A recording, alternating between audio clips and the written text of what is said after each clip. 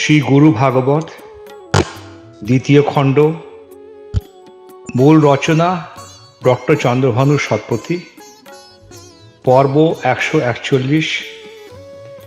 এই পর্বটি আমরা প্রার্থনার তেসরা খণ্ড দিয়ে শেষ করছি।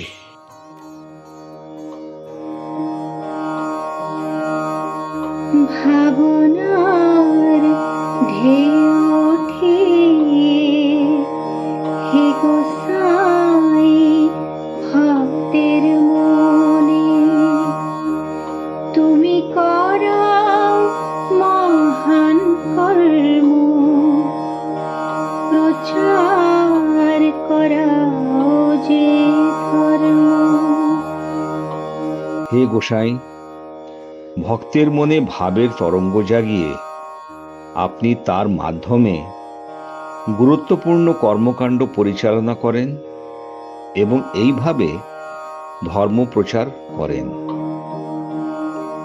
ভক্তের জন্য প্রাণ তোমার কামনা করে চিরতর, ভক্ত হয় সুবিখ্যাত,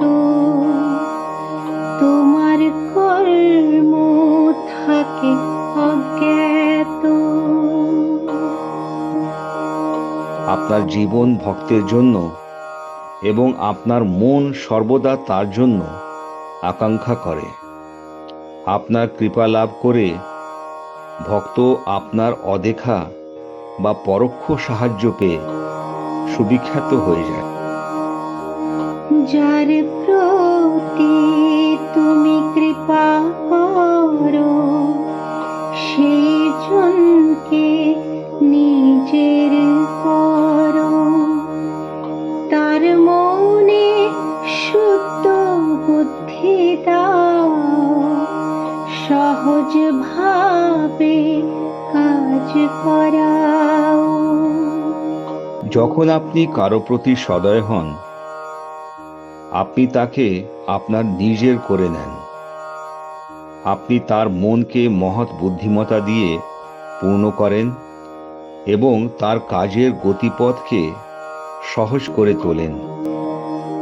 নিজেকে অগোচরে রেখে সূক্ষ্মভাবে তার মনে থেকে করিয়ে থাকো কত কর্ম, তব ইচ্ছা পালন তার ধর্ম। তার হৃদয়ে আপনি নিজের একটি সূক্ষ্ম রূপ লুকিয়ে রেখে আপনি তাকে বিভিন্ন কাজের জন্য ব্যবহার করেন। যতই কর্ম করে না কেউ, আপনার ইচ্ছা পূরণ করাই ভক্তের জন্য শ্রেষ্ঠ ধর্ম।